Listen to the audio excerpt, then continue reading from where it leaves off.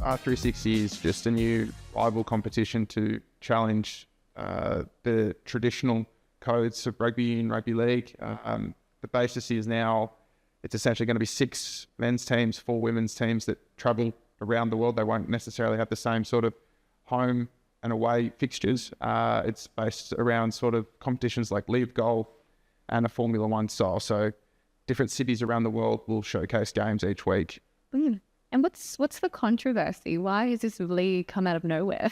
I think it came out of nowhere because obviously it's been cloaked in a lot of secrecy. And naturally, some of the names behind it, Mike Tyndall is a big one who used to be a English and British and Irish Lions player. It has been quite secretive in terms of who's behind it, the financing behind it. And naturally, when something is secret, there tends to be more controversy because people don't know what exactly is going on.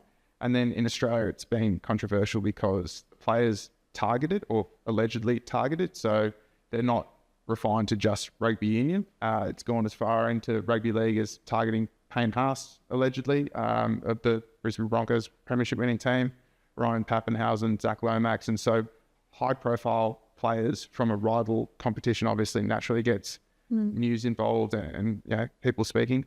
What are some of the legal implications here? I think the big one is for players particularly, it's whether they can be restrained from negotiating with a new competition that's not necessarily recognised by their current leagues, whether that's reasonable in all circumstances, because I think the NRL recently came out and said they were going to ban players for 10 years' time. And in the same breath, I think there was an article a couple of years ago from the NRL that said the average playing career is about 40 games, which is just over a season. And so to have a ban of 10 years when you've acknowledged that the average career is just over 1, it seems unreasonable in all those circumstances. Are they able to impose those restrictions?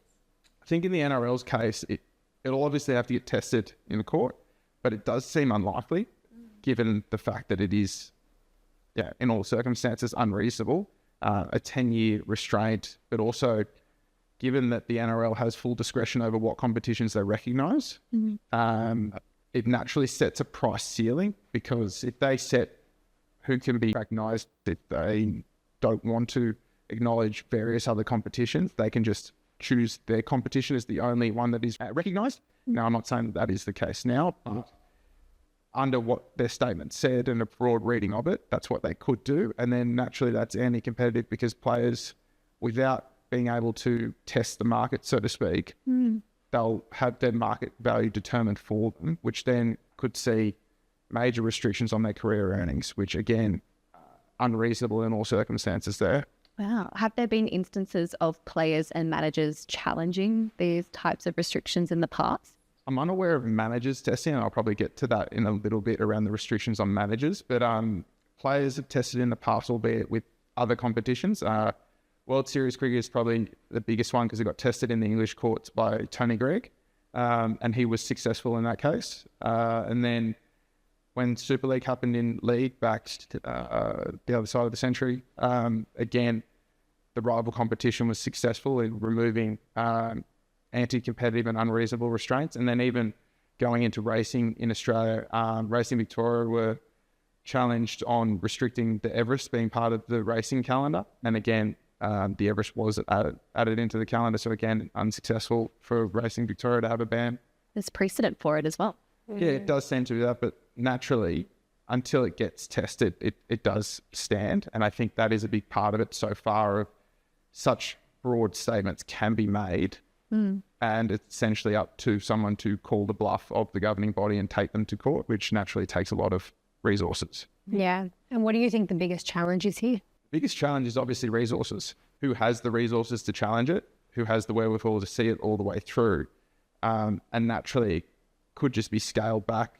It's very easy for the NRL, for instance, to retract a statement and make a new one and scaling it back. We see it in employment contracts now with restraints of trade having scaled depending on what can be enforced by a court. So it may just seem that a new statement gets put out where they have, option A is 10 years, option B 5, and keep retracting it further to then make it more reasonable in those circumstances. Interesting. As a former professional player yourself, what is your number one tip for players if they're considering joining these alternative leagues? I think know what you're signing is probably the biggest one, and that comes from having a trusted manager or trusted legal advisor reviewing what you have and informing you exactly in simple terms what you're getting yourself into.